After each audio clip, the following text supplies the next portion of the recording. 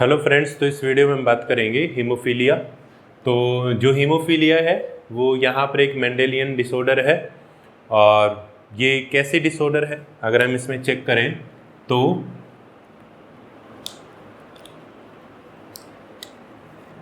X linked, या हम इसको बोल सकते हैं सेक्स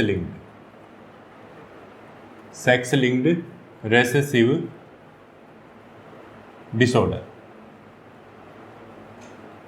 ठीक है, तो ये जो डिसऑर्डर है वो एक्स लिंक्ड है या इसको हम सेक्स लिंक्ड बोल सकते हैं। तो अब जो म्यूटेटेड अलील है, डिफेक्टिव अलील है, वो कहाँ पर प्रेजेंट होगा? एक्स क्रोमोसोम पर। ठीक है, और वो जो डिफेक्टिव अलील होगा वो यहाँ पर क्या होने वाला है? रेसेसिव, है ना।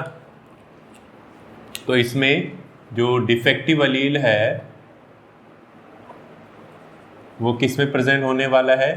Present on x chromosome. X chromosome पर प्रेजेंट होगा। ये जो डिफेक्टिव अलील या जो म्यूटेटेड अलील है ये रेसेसिव होने वाला है। ठीक है, तो ये कैसा होगा यहाँ पर? रेसेसिव। तो कम लोगों में नज़र आता है ये डिसऑर्डर, और जनरली यहाँ पर ये किस में देखने को मिलता है? मेल्स के अंदर, और बिल्कुल कम फीमेल्स के अंदर ये हमें देखने को मिलता है। ठीक है, तो इसका क्या कारण है?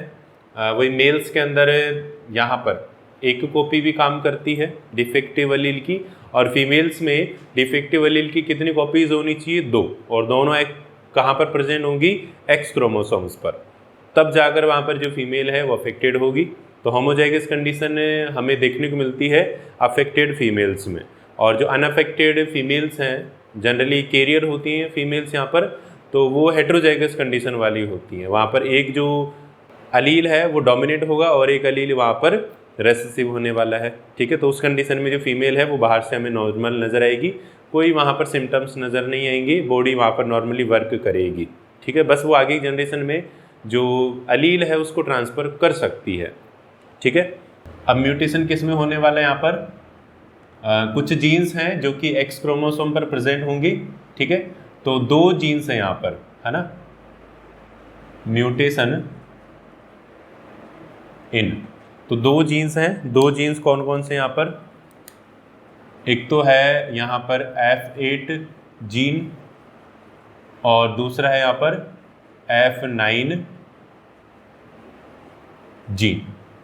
तो 2 जीन है F8 एंड F9। तो दोनों ही जो जीन्स हैं वो कहाँ पर प्रेजेंट होते हैं? एक्स क्रोमोसोम पर। और जनरली क्या होता है कि ये जो जीन्स हैं ये क्या करते हैं? फैक्टर्स बनाते हैं। कौन से फैक्टर्स बनाएंगे? Clotting factors. क्लोटिंग फैक्टर्स ऐसे फैक्टर्स होते हैं जो कि ब्लड क्लोटिंग के लिए रिस्पॉन्सिबल होते हैं। अगर वो एब्सेंट होते हैं तो वहाँ पर ब्लड क्लोटिंग नहीं होगी। तो जब भी इंजरी होती है तो उस दौरान ब्लड लॉस होता ही रहता है। तो वही यहाँ पर हमें जो डिफेक्ट है वो देखने को मिलता है इस डिसऑर्डर में। तो ये जो दोनों जीन्स हैं ये एक्चुअल में क्लोटिंग फैक्टर से कोड करने का काम करते हैं। तो अगर इनमें म्यूटेशन होगा तो क्या होने वाला है? जो क्लोटिंग फैक्टर है वो नहीं बनेगा ठीक तरह से या कम बनेगा, और पर्सन में ब्लड लॉस होगा। छोटी सी इंजरी में ज़्यादा ब्लड लॉस होने वाला है। ठीक है, तो म्यूटेशन F8 जीन में, तो यहाँ पर किस में कमी आने वाली है? डेफिशिएंसी, या हम बोल सकते हैं absence of factor, clotting factor, है ना, क्लोटिंग फैक्टर 8। तो यहाँ पर जो क्लोटिंग फैक्टर 8 है उसमें डेफिशिएंसी या एब्सेंस होगा। ठीक है, तो ये हमें देखने को मिलता है। इसी तरह से अगर म्यूटेशन हो F9 जीन में तो इससे क्या होने वाला है? यहाँ पर डेफिशिएंसी या एब्सेंस ऑफ क्लोटिंग फैक्टर 9। तो यहाँ पर क्लोटिंग फैक्टर क्या होगा? 9। तो इस क्लोटिंग फैक्टर में या तो डेफिशिएंसी हो जाएगी या एब्सेंट हो जाएगा, है ना। अब दोनों ही कंडीशंस यहाँ पर किसको लीड करती है?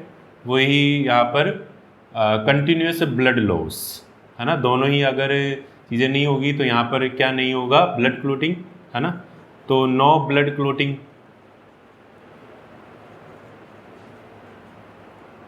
आफ्टर इंजरी,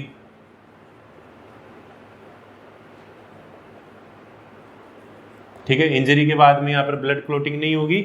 और इससे क्या होने वाला है, कंटिन्यूस ब्लड लॉस, और इससे क्या होगा, कंटिन्यूस ब्लड लॉस।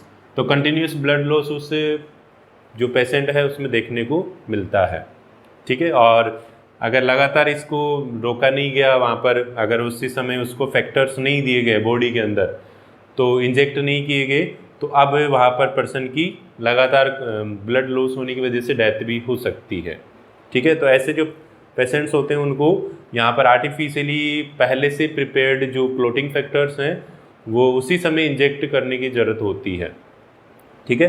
तो जनरली हम यही तरीका अपने पास उनको बचा कर रखने का, ठीक है।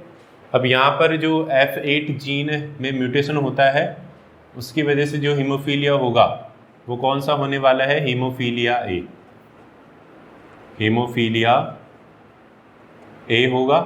और इससे जीन में म्यूटेशन की वजह से हीमोफीलिया बी होने वाला है, ठीक है। तो ये हमने नाम दे दिया हीमोफीलिया ए और हीमोफीलिया बी, ये दो अलग अलग टाइप्स हैं यहाँ पर हीमोफीलिया के, ठीक है। कुछ लोगों में हीमोफीलिया ए होता है और कुछ में हीमोफीलिया बी। तो अब आगे हम चेक करते हैं इसका इनहेरिटेंस, इनहेरिटेंस कैसे होता है। तो इनहेरिटेंस की बात करें तो यहाँ पर जो डिफेक्टिव एलील है वो हमें पता है रेसेसिव है। तो यहाँ पर जो नॉर्मली जो फीमेल्स हैं वो कैसी होने वाली है, अनअफेक्टेड कैरियर, और मेल्स यहाँ पर अफेक्टेड होंगे अगर वो एक भी कॉपी कैरी करते हैं इस डिफेक्टिव एलील की, ठीक है। तो यहाँ पर जैसे हम फीमेल लेते हैं, कौन सी, कैरियर फीमेल, और अनअफेक्टेड यहाँ पर हम क्या लेते हैं, मेल। ये क्या हो गई, कैरियर फीमेल, जिस पर हमने H का मतलब हीमोफीलिया का जो अलील है, डिफेक्टिव अलील वो है, और यहाँ पर ये नॉर्मल मेल है। ये क्या हो जाएगी इसमें, अनअफेक्टेड कैरियर फीमेल, और ये क्या होगा यहाँ पर, नॉर्मल मेल। तो अब इस कंडीशन में क्या देखने को मिलता है, यहाँ पर दो गैमेट्स बनेंगे। दो गैमेट्स कौन कौन से बनेंगे, एक तो एक्स क्रोमोसोम नॉर्मल और एक जिस पे म्यूटेशन है, म्यूटेटेड अलील है, तो वो यहाँ पर गैमेट बनेगा। और इसी तरह से अगर हम यहाँ पर चेक करें तो यहाँ पर दो गैमेट्स बनेंगे, एक्स और वाई क्रोमोसोम वाला। अब अगर हम चेक करें तो यहाँ पर ये अगर फ्यूज़ होते हैं गैमेट्स, तो एक्स एक्स ये फीमेल कैसी होगी, यहाँ पर नॉर्मल, ये कैरियर नहीं होने वाली है, ये नॉर्मल फीमेल होगी। इसी तरह से जो मेल है वो कैसा होगा, यहाँ पर नॉर्मल, नॉर्मल मेल। और यहाँ पर हम चेक करते हैं तो जो फीमेल है वो क्या होगी, यहाँ पर कैरियर, जो फीमेल है वो यहाँ पर क्या होने वाली है, कैरियर, कैरियर फीमेल। और जो कैरियर फीमेल है वो यहाँ पर कैसी होने वाली है, वही अनअफेक्टेड, है ना, अनअफेक्टेड। और अब ये लास्ट जो कंडीशन है इसमें जो मेल है वो यहाँ पर अफेक्टेड हो जाएगा, है ना। तो मेल नहीं बच सकता यहाँ पर, ठीक है। तो मेल्स के लिए एक तरह से ये जो डिजीज़ेज हैं ये आफत की तरह होती हैं, है ना। तो फीमेल तो नॉर्मल रहती है और बेचारा जो मेल है वो यहाँ पर लटक जाता है, ठीक है। तो अब जो मेल है वो क्या हो गया यहाँ पर, अफेक्टेड, अफेक्टेड मेल, ठीक है। तो अब यहाँ पर आप देख सकते हो कि बिल्कुल कम चांस है कि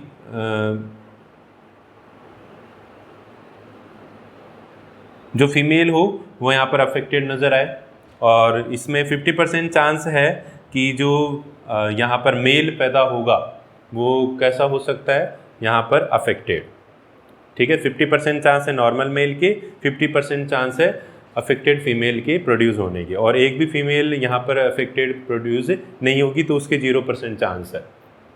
ठीक है, तो अब इसने तो यहाँ पर नॉर्मल फीमेल से शादी करी थी और बच्चा हुआ यहाँ पर जैसे हो गया अफेक्टेड मेल, है ना।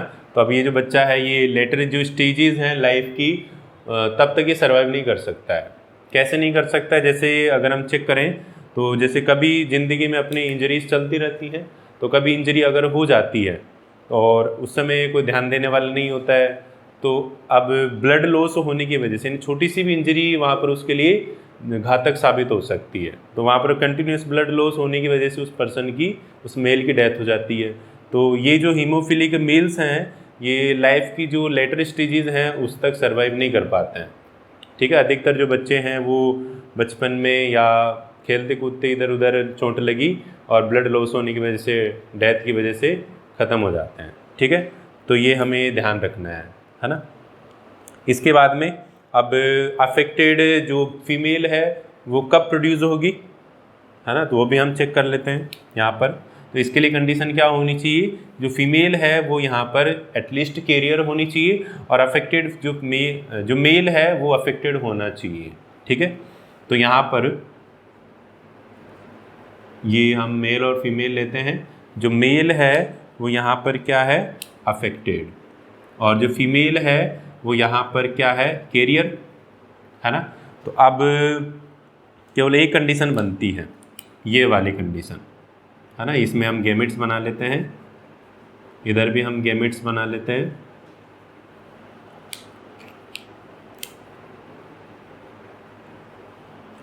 अब ये जो दो गैमेट्स हैं अगर फ्यूज़ करते हैं जिन पर क्या प्रेजेंट है, एक्स क्रोमोसोम पर डिफेक्टिव एलील, तो अब इस कंडीशन में यहाँ पर जो फीमेल है वो क्या होगी, अफेक्टेड। जो फीमेल है वो यहाँ पर अफेक्टेड होने वाली है, दोनों एक्स क्रोमोसोम्स पर डिफेक्टिव एलील आ गया, है ना। अब यहाँ पर भी कुछ दिक्कत है, ठीक है, कि भाई ऐसे नहीं है कि ये जो फीमेल है इससे शादी करेगी, है ना, वह शादी करेगी, बच्चे का तब शादी करेगी, वहाँ पर लेटर स्टेज में ये बचता ही नहीं है ना। तो ये भी यहाँ पर प्रॉब्लम होती है। तो अब शादी करने जितनी उम्र में ये पहुँचता है तो उस समय, उससे पहले ये अधिकतर जो बच्चे हैं वो ख़त्म हो जाते हैं।